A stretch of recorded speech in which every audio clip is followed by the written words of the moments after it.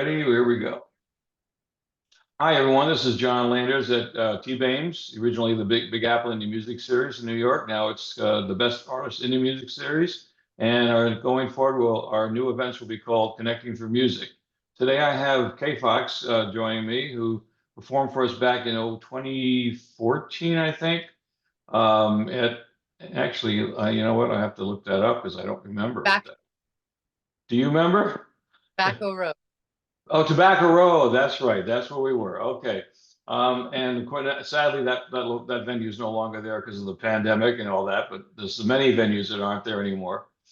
Thanks for taking the time to be here for this interview, Kfhox. That is my pleasure. Thanks for having me. So, if you can remember, what was your experience performing at the Big Apple Music Series back then, if you can recall? Yeah, it's one of the shows that does stand out in my memory actually, because I made some long-lasting connections there with people in music, but also the performance itself was memorable. That was back when I was playing with my friend Neffy, who is on piano. We were kind of the dynamic duo for a while, and we had other people playing with us. I had Marcos Robinson on guitar, and I'm trying to recall who I had on bass. I think it was Neville Green, and on drums, I believe I had Al Wagner. I can't believe I remembered all of that. I haven't even like looked back at the show, but It's been a I while. yeah, it's been a while. But I just remember it being a really great experience. The crowd was very receptive, and it was cool to be performing right there in the heart of Times Square. It was pretty nice. That was awesome. Yeah. Cool. When did you first realize that music was your calling? Um, it's been a lifelong pull, I'll be honest, and more than realizing it was a call, it was letting go of some of the things that I thought I was supposed to do in order to pursue music. That was the biggest thing, was a lot of letting go. Um, I was, a big people pleaser, most of all for my mother, and my mother never Mm. wanted music. So I ended up going and getting two master's degrees and pursuing all kinds of things and really fighting my path. But in all actuality, I've always known that music it's been a huge part of my life, part of my purpose, and just who I really am.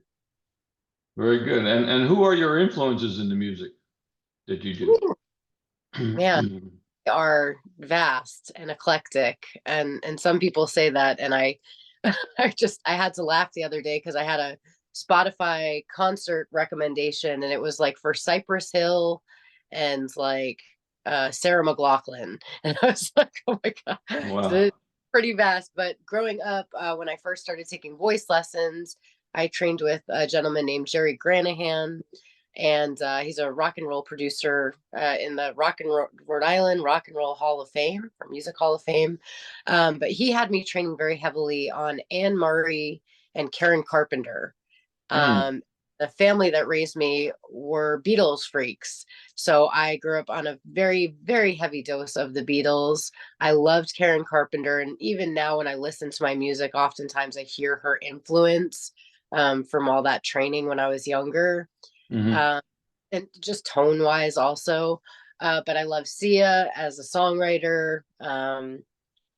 And I really, there's no end. And honestly, I'm kind of new to getting hip to his music, but I've been studying his music now for several months. But Jelly Roll, Mm. um, and I had the privilege of performing at his after party after he took home the CMA awards, and he had his after party downtown in Broadway, Mm. and getting him was such an honor. He really is just salt of the earth. So that was a real honor, and I really enjoy his music. So that's Very been cool. my latest influences for sure. And what kind of challenges have you found in your music career in the past 10 years, going forward, with the change of everything going on? Oh my goodness. Where do we even begin? How much time do we have?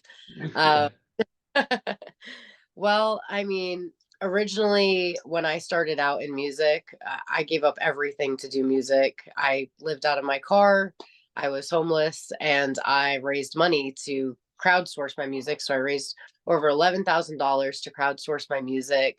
And I thought, that was probably be the hardest part of everything, but I had no idea what the future would hold for me. And so it became more, in New York in particular, it's challenging to do original music and get paid for it. Yes. Um, so I was having people do shows for free and, other musicians. And it felt terrible because I wanted to pay people, but I was barely surviving myself. And so I really didn't have it to just pay out of pocket to people if I wasn't getting paid for shows. I am forever indebted to the people who played countless shows with me. To this day, I'm kind of in awe of the people that joined me for my journey without any promise of payment or anything. They just truly believed in what I was doing. And Mm. that is remarkable to me. I mean, it really, I just can't express my gratitude enough for that. So the New York scene was pretty tough in terms of original music. Around 2016, I had realized that I was kind of falling out of love with New York. I didn't really want to be there anymore. And I felt like I had kind of done a lot of the things I could do in New York. And it just, I didn't want to be famous in New York. You know what I mean? Like I didn't want to have all of my success wrapped up in New York City. And have that be the end all be all. Cause I could walk into rooms and people knew who I was and, recognized me and stuff, but it wasn't all that gratifying because I still, I mean, even to this day, have not reached the level of success that I'm really striving for. So New York definitely presented that challenge. I kind of fell out of love with it. I was performing at South by Southwest. I had a full band out there by a chance meeting. That's a whole other story, but I had fallen in love with Austin, had planned to move to Austin. And right before I was about to move there, I had given up my apartment. I was staying at Airbnbs. The woman that helped raise me said, I know you love Austin, but why don't you just check out Nashville before you make this move? And so I booked a trip, and through a strange, but I'm sure serendipitous set of circumstances, the stars kind of aligned for a lot of things to take place during my trip. Mm. And of coming back to New York and shifted gears completely and decided I was moving to Nashville instead of Austin. And I moved to Nashville Christmas Day of 2017.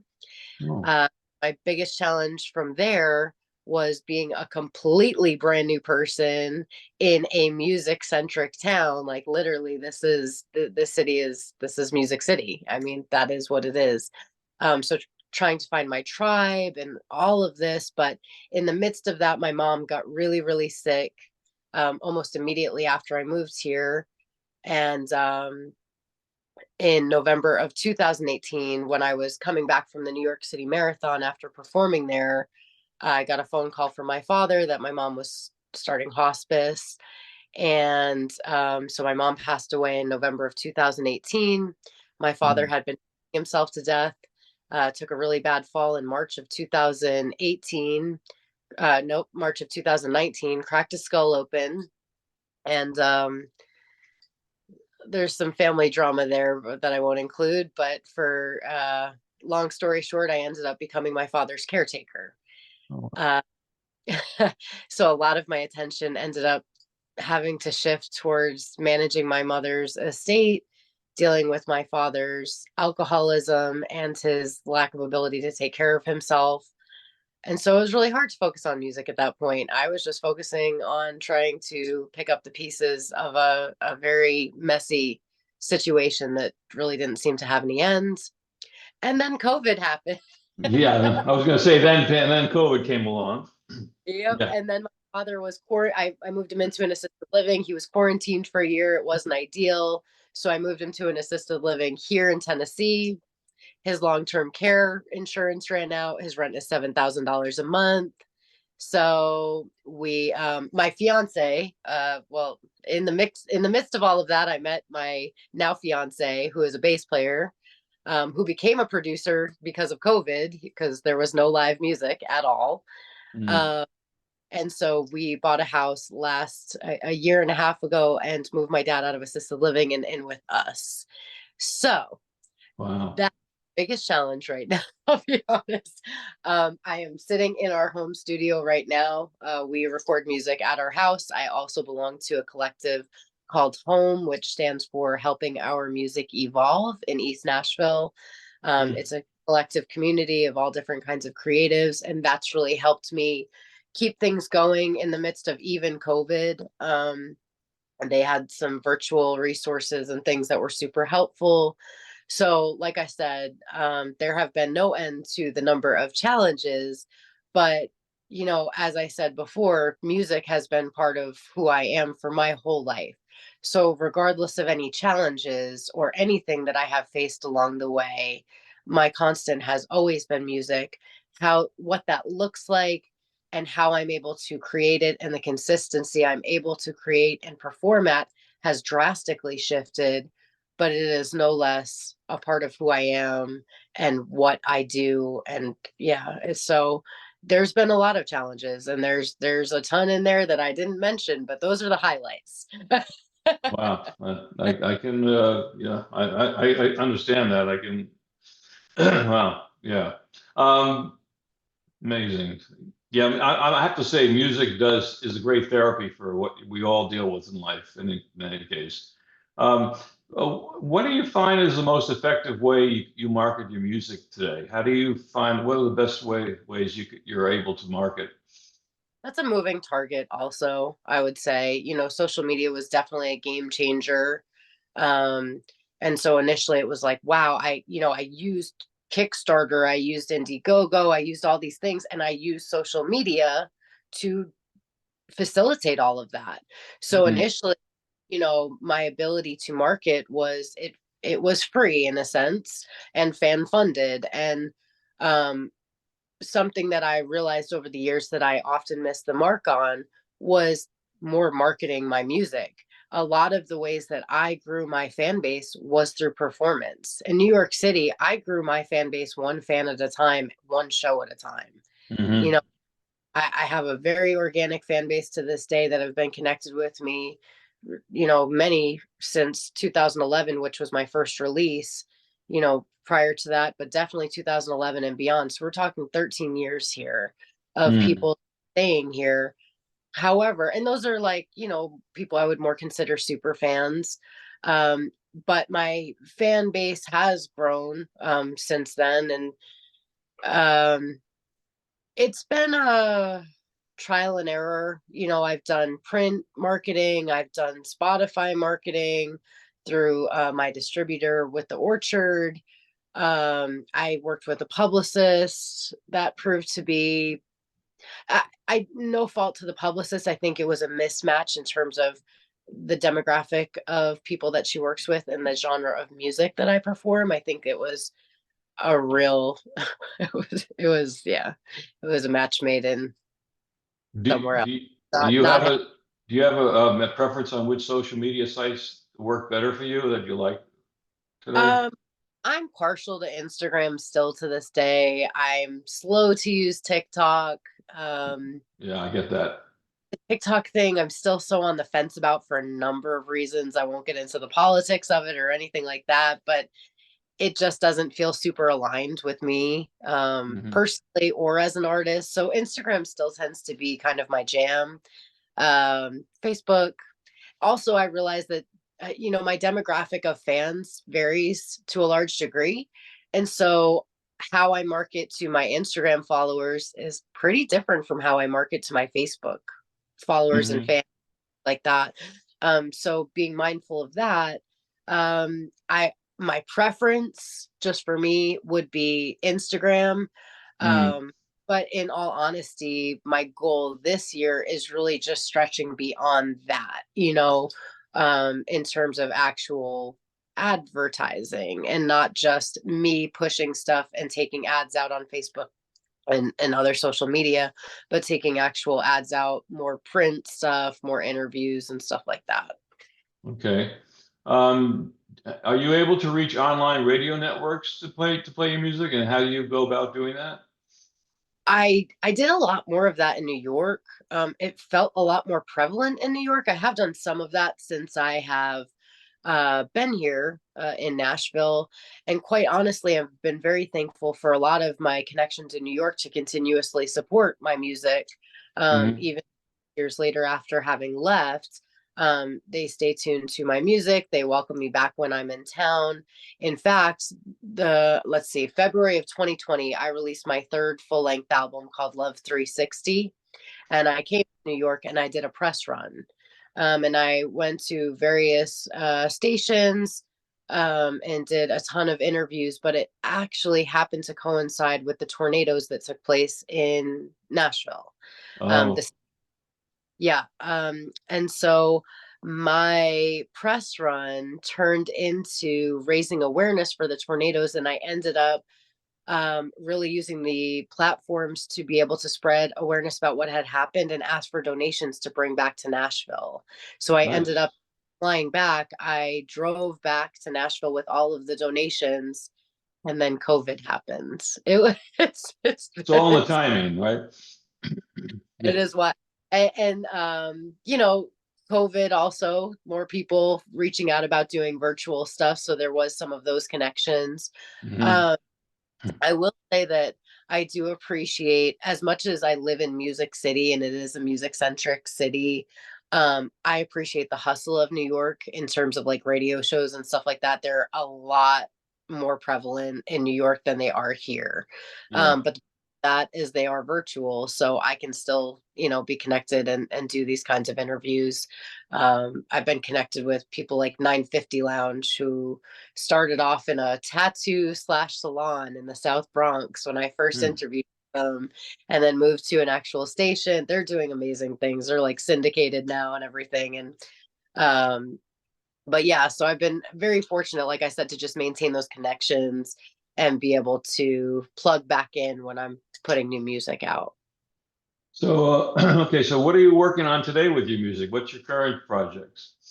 So I have been sitting on my fourth studio album for quite some time. We recorded a lot during COVID. I did record a lot of music. I wrote a lot of music. The producer that I started working with that produced all of Love 360 did not treat COVID as if it was like, time off. Like he'd call me and be like, all right, you ready? And we'd get into the studio, and he also has a home studio. So we didn't have to deal with, the craziness that was going out there. I just go to his house and we'd lock in. And so I actually have a fourth studio album that we're working on releasing this year. And I also, in the midst of COVID, as I mentioned, my fiance started producing because he could not play bass guitar anywhere because there were no live music venues open. So he started experimenting. I was getting commissioned. The first commission that I got was to write and produce a song for a woman who I've performed for her company's corporate event in Nashville a few times, actually. But her grandmother was turning 100 during COVID, and they wanted to create a song for her legacy, and for this video they were putting together for this whole parade and everything they were doing for her. So Myra, that was her name. It was for her 100th birthday.